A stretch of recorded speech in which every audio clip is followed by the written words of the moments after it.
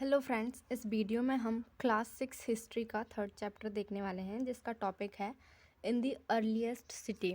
तो friends basically इसमें हम हड़प्पन सिटीज़ के बारे में बात करने वाले हैं, इंडस वैली सिविलाइजेशन के बारे में। चैप्टर को स्टार्ट करने से पहले जो टाइमलाइन हमने पिछले 2 चैप्टर्स में यूज़ की थी उसे हम एक बार रिवाइज कर लेते हैं ताकि हमें इस चैप्टर को अच्छे से पढ़ने में आसानी हो। जैसा कि इस पिक्चर में दिख रहा है, जो जीरो के लेफ्ट मोस्ट पॉइंट है जिसे अपन एंशंट हिस्ट्री और ओरिजिन ऑफ द हिस्ट्री भी बोलते हैं, एंड इस पीरियड को अपन स्टोन एज भी बोलते हैं। उसके बाद में जैसे जैसे टाइम आगे बढ़ता है तो 2700 BC में इंडस वैली सिविलाइजेशन का निर्माण होता है। ऐसी सभ्यता का निर्माण होता है जो कि उस टाइम की सबसे एक बोले तो डेवलप्ड सभ्यता थी। उसके बाद में आती है वैदिक एज। फिर उसके बाद में महाजनपद का निर्माण होता है जिसके साथ साथ में बुद्धिज़्म और जैनिज़्म भी कॉन्टेम्प्रेरी होते हैं उसी के। और फ्रेंड्स इसी टाइम पे बहुत सारे फॉरेन इन्वेजन्स होते हैं like Greeks and Persians. Then modern age आती है।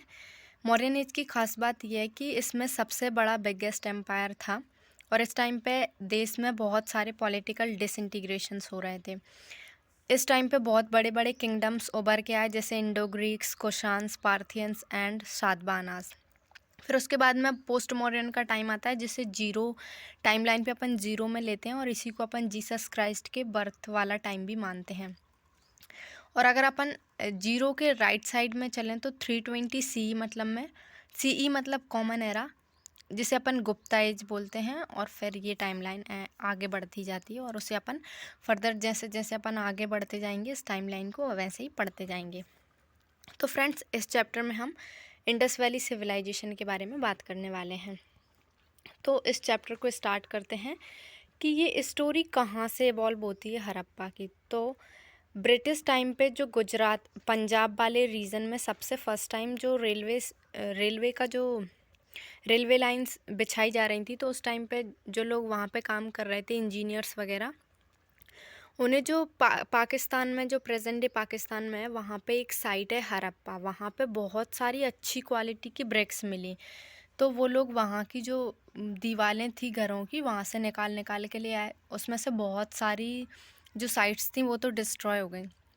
तो जब वहाँ पे में कुछ टाइम बाद में जब 80 साल समथिंग 80 साल पहले वहाँ पे जब उस जगह को स्कॉलर्स ने अच्छे से स्टडी किया तो पाया कि ये में ओल्डेस्ट साइट है, इस सब कॉन्टिनेंट की सबसे ओल्डेस्ट साइट्स हैं और इसे उन्होंने बताया कि हड़प्पन साइट्स हैं।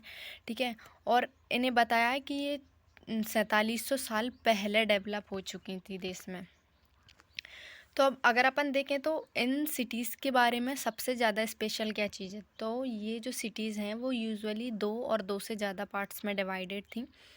जो ऊपर का छोटा और जो ऊंचे पे जो पार्ट बना था उसे अपन सिटाडेल बोलते हैं, जहाँ पे में जो ऐसे मेन इंसान रहते हैं ना, जैसे राजा हो गया, जो रिच इंसान रहते हैं, राजा हो गया, क्राफ्ट्स पर्सन हो गए, स्क्राइब्स वगैरह हो गए, वो लोग ऊपर सिटाडेल में रहते थे। और जो नीचे का जो बड़ा वाला लोअर पार्ट था वहाँ पे जो आम जनता रहती थी वो लोग रहते थे। ठीक है, और यहाँ पे जो ईंटों का इस्तेमाल किया गया ना फ्रेंड्स, वो बहुत अच्छे से बेक्ड थी और उसकी वजह से, बेक्ड होने की वजह से वो बहुत सारे थाउजेंड्स ऑफ ईयर तक में रुकी रहीं।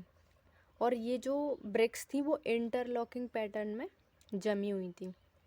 ठीक है, उसके बाद में अगर अपन देखें यहाँ पे बहुत सारी स्पेशल कुछ चीज़ों का भी कंस्ट्रक्शन हुआ है। जैसे अपन मोहनजोदारो में देखें तो यहाँ पे एक स्पेशल ग्रेट बाथ, जिससे अपन ने ग्रेट बाथ बोला, उसका निर्माण हुआ है।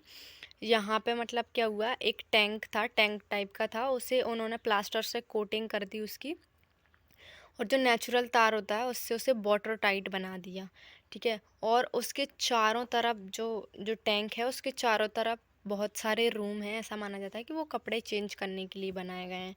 उसके बाद में ऐसा माना जाता है कि ये एक रिचुअल पर्पस से बनाया गया है, जो धार्मिक यज्ञ वगैरह होते होंगे उसके बाद में जो रिचुअल बाथिंग करते हैं ना, अपन डुबकी लगाते हैं गंगा जी में जाके, तो ऐसे कामों के लिए ये बात बनाया गया था। ठीक है, तो और अगर अपन देखें तो यहाँ पे कालीबंगन और लोथल है, यहाँ पे बहुत सारे फायर अल्टार्स, जो हवन कुंड होते हैं वो मिले हैं। इससे ये पता चलता है कि पहले के लोग यज्ञ हवन वगैरह भी करते थे, सैक्रिफाइसेस भी करते थे। और जो मोहनजोदारो, हड़प्पा, लोथल, यहाँ पे बड़े बड़े स्टोर हाउसेस मिले हैं। इससे पता चलता है कि पहले के लोग बहुत ज़्यादा प्रोड्यूस करते थे, मतलब में वो खुद खुद को कंज्यूम भी कर लेते थे और बहुत सारा बच जाता था जिसे वो प्रोड्यूस कर ले वो स्टोर कर लेते थे, सॉरी। और नेक्स्ट चीज़ अगर अपन देखें तो यहाँ की जो सिटीज़ थी उनका निर्माण किस टाइप से होता था।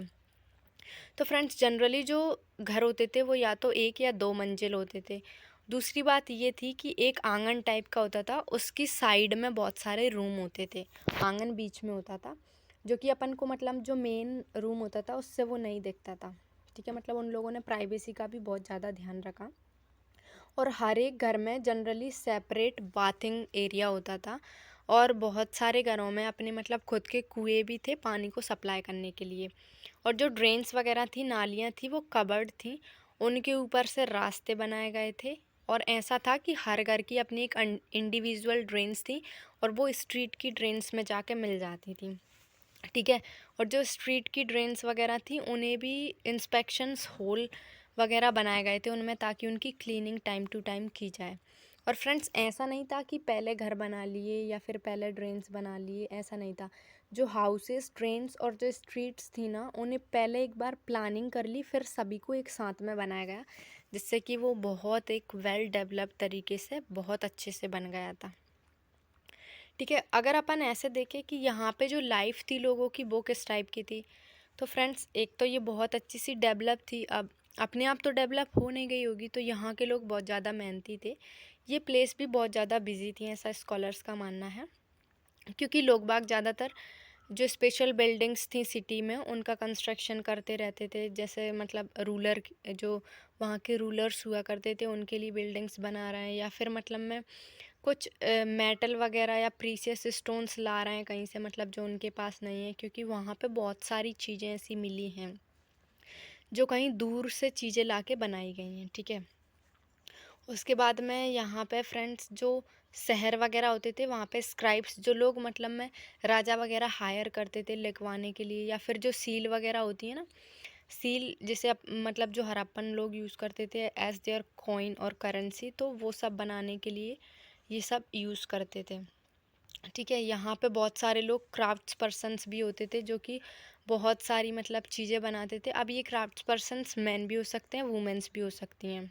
ठीक है, जैसे कि ये जो पिक्चर है इसमें जो लेफ़्ट साइड में दिखाई गई ये हड़प्पन सील है, और इस पे कुछ लेटर्स बताए गए हैं ऊपर की साइड में, बट ये किसी ने अभी तक मतलब कोई ने पढ़ नहीं पाया, इसकी वजह से हमें ये पता नहीं चल पाया कि ये लोग क्या लिखते थे एग्जैक्टली। बट हम लोग मतलब यहाँ की ये पिक्चर्स वगैरह से अच्छा खासा अंदाज़ा लगा सकते हैं। ठीक है, फिर ये था कि जो सिटी थी उनमें जो क्राफ्ट्स पर जो क्राफ्टिंग का जो काम था उसमें क्या क्या इंक्लूड था। जैसे जो ये लोग थे, इन्हें मतलब जो आर्कियोलॉजिस्ट थे उन्हें वहाँ पे बहुत सारी चीज़ें मिली हैं, जो कि स्टोन्स, शेल्स, मेटल्स में copper, bronze, gold, silver, copper, इन सब की चीज़ें मिली हैं। और कॉपर और ब्रॉन्ज से यूजुअली ये लोग टूल्स, वेपन्स और ऑर्नामेंट्स और बर्तन वगैरह बनाते थे, जबकि जो गोल्ड और सिल्वर थे उन्हें ऑर्नामेंट्स और बर्तन वगैरह के लिए यूज़ करते थे। और फ्रेंड्स यहाँ पे जो मोस्ट मतलब अच्छी खासी चीज़ें मिली हैं उसमें वीट्स है, और जो वेट्स हैं जैसे अपन बांट यूज़ करते हैं ना मेटल के, 1 किलो या फिर 1 kg 2 kg के जो बेट्स होते हैं, इन ये लोग भी यूज़ करते थे, जो स्टोन से बने होते थे। जैसे ये लेफ़्ट साइड में जो ऊपर ये पिक्चर में दिखाए गए हैं ना, ये स्टोन वेट्स हैं। ठीक है, ब्लेड्स का भी यूज़ करते थे। और अगर अपन देखें तो ये सील्स भी बनाते थे, जो कि स्टोन से भी होती थी, रेक्टेंगुलर साइज़ में होती थी, जैसा कि अपन ने अभी यहाँ पे एक पिक्चर में देखा था ना, ये सील ये स्टोन की बनी होती थी, जनरली रेक्टेंगुलर साइज़ की होती थी। और इस पे जनरली एनिमल्स होते थे, जैसा कि अपन ने उसमें देखा था एनिमल बना हुआ था नीचे की साइड में। ये लोग पोट्स, जो घड़े वगैरह होते हैं उन्हें भी बनाते थे, जो कि जनरली ब्लैक डिज़ाइंस के होते थे, क्योंकि फ्रेंड्स स्पोर्ट्स एक तो उन्हें पानी वगैरह को स्टोर करने में यूज़ आते होंगे, कुकिंग में, और जो एग्रीकल्चर होती है उसे स्टोर करने में यूज़ आते होंगे। दूसरा अगर अपन देखें तो यहाँ पे कपड़ों के भी एविडेंसेस मिले हैं, एक मतलब एक सिल्वर का एक क्या बोलते हैं, एक ऐसा ही सिल्वर का कुछ होगा बर्तन टाइप का, उसमें एक छोटा सा कपड़े का एक पीस मिला है अटका हुआ उसी में। तो ऐसा माना जाता है, मतलब अब अपन ने पिछले चैप्टर में पढ़ा था जो मेहरगढ़ है वहाँ पे कॉटन को उगाया गया है 7000 ईयर एगो। तो यहाँ पे भी फ्रेंड्स कुछ जो स्पिंडल होल्स होते हैं जो कपड़े की बुनाई के लिए यूज़ होते हैं मोहनजोदारो में, वो सब मिले हैं। और जो स्पिंडल वगैरह होते थे वो जनरली टेराकोटा या फिर जो फेंस जिसे बोलते हैं उससे बने होते थे। फेंस फ्रेंड्स एक आर्टिफिशियल प्रोड्यूस्ड ऑब्जेक्ट है जिससे जनरली अपन बीड्स, बैंगल्स और ईयरिंग्स और छोटे छोटे बर्तन्स बनाने में यूज़ करते हैं, ठीक है। और ये मतलब जनरली ब्लू और बहुत ग्रीन टाइप का दिखता है। और अगर अपन देखें तो इनके पास कटिंग स्टोन्स भी होते थे, पॉलिश्ड बीड्स भी होती थी और कार्विंग सील्स भी होते थे। मतलब कुछ स्पेशलिस्ट होते थे। अब ऐसा तो होता नहीं है ना फ्रेंड्स कि हर इंसान स्पेशलिस्ट होता है। मतलब स्पेशलिस्ट वो इंसान होता है जो किसी एक काम में बहुत माहिर होता है। तो हड़प्पन सभ्यता में ऐसे कुछ मतलब एविडेंसेस मिले हैं जिससे अपन बोल सकते हैं कि वहाँ के कुछ लोग एक पर्टिकुलर काम में बहुत स्पेशलिस्ट थे, ठीक है। जैसे कुछ लोग सील्स बहुत अच्छी बनाते थे, कुछ लोग स्कल्पचर्स बहुत अच्छे बनाते थे, तो ये सब, ठीक है। अब ये है कि ये लोग मतलब जो रॉ मटेरियल्स ये लोग यूज़ करते थे, क्या सारे रॉ मटेरियल्स इनके पास थे या कुछ ये दूसरी जगह से भी लाते थे?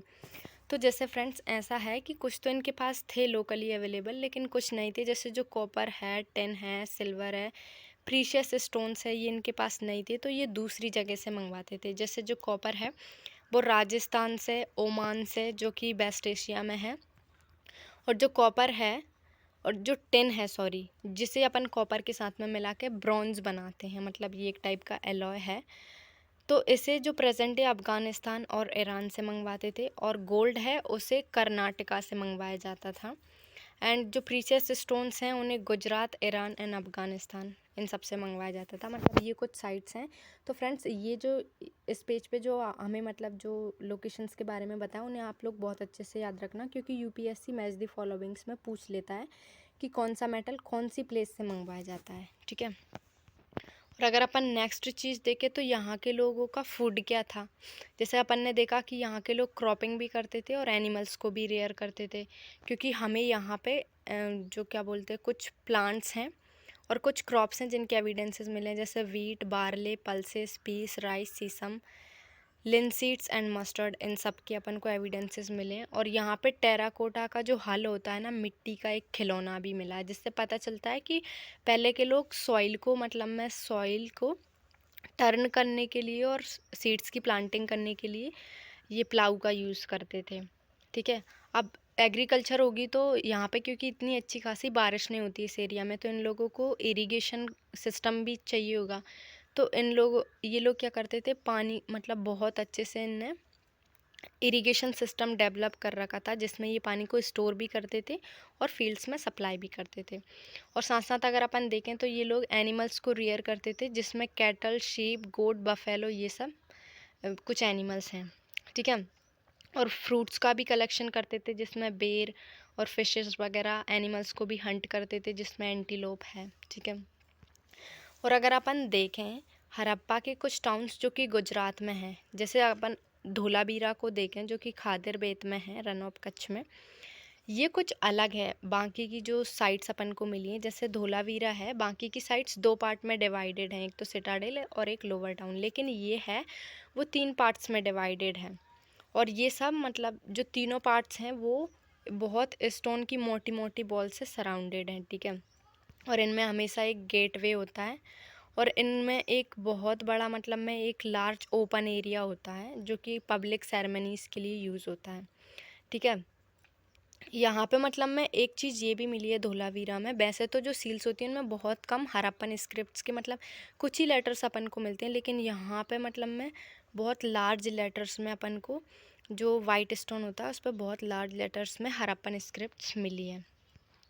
वहीं पे अगर अपन देखें लोथल जो कि गुजरात में ही है, साबरमती नदी के किनारे पर, साबरमती की एक ट्रिब्यूटरी है उसके ऊपर है, गल्फ ऑफ खम्मत में।